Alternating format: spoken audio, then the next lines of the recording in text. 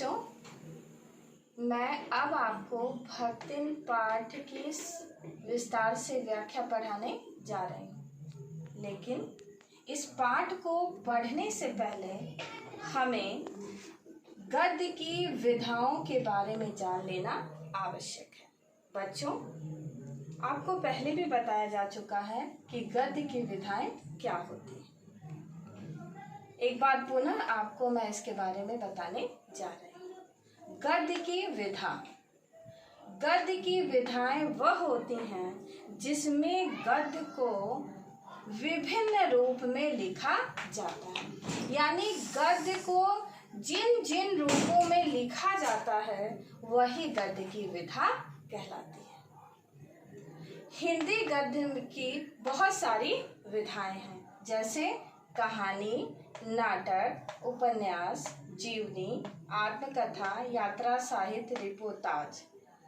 इन सारी गद्य विधाओं में से संस्मरण भी गद्य की एक विधा है। बच्चों, भक्तिन जो आरोह गद्य खंड का पहला पाठ है वह महादेवी वर्मा के द्वारा लिखा हुआ एक संस्मरणात्मक लेख है।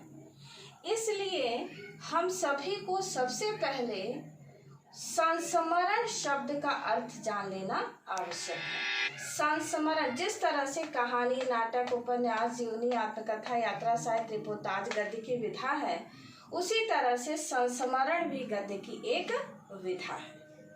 अतः हम सभी को संस्मरण का पहले अर्थ जान लेना आवश्यक है।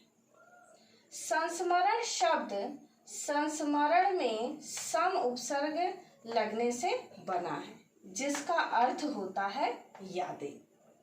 कलाकार या रचनाकार जब अतीत की अनंत स्मृतियों में से कुछ रमणीय अनुभूतियों को अपनी कोमल कल्पना से अनुरंजित कर व्यंजक और संकेत शैली में अपने व्यक्तित्व की विशेषताओं से विशिष्ट बनाकर रोचक ढंग से यथार्थ रूप में व्यक्त करता है, तब उस लेखन को संस्मरण की अविधा प्राप्त होती है।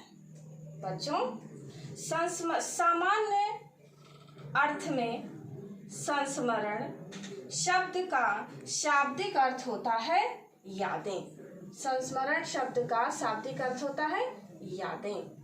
व्यक्ति के जीवन में अतीत में बहुत सारी ऐसी घटनाएं घटित होती हैं जो एक यादगार के रूप में रह जाती हैं। उन यादों को जब कोई भी व्यक्ति, रचनाकार, लेखक उन यादों को शब्दों के माध्यम से व्यक्त कर देता है तो वही संस्मरण लेख बन जाता है। तो इस प्रकार भक्तिन महादेवी वर्मा का एक संस्मरण लेख है। इस संस्मरण लेख में महादेवी वर्मा ने अपनी सेविका, जिसको उन्होंने भक्तिन नाम दिया है, उसके जीवन की अतीत और वर्तमान की यात्रा का विस्तार से वर्णन किया है। इस प्रकार बच्चों, इतना पढ़ने के बाद हमारे सामने दो प्रश्न आते हैं। पहला है गद्य की विधा क्या होती है, दूसरा है संस्मरण विधा से क्या तात्पर्य है। पुनः एक बार और इस विषय पर चर्चा करना चाहूंगी कि गद्य की विधा वह विधा होती है जिसमें हम गद्य को भिन्न भिन्न रूपों में लिखते हैं। अर्थात जब हम किसी गद्य को कहानी के रूप में लिखते हैं तो कहानी विधा होती है, जब हम गद्य को नाटक के रूप में लिखते हैं तो नाटक विधा हो जाती है, जब हम किसी गद्य को उपन्यास के रूप में लिखते हैं तो वह उपन्यास विधा हो जाती है, जब हम किसी गद्य को संस्मरण के रूप में लिखते हैं तो वह संस्मरण विधा कहलाती है। अर्थात गद्य को जिन जिन रूपों में लिखा जाता है वह गद्य की विधा कहलाती है।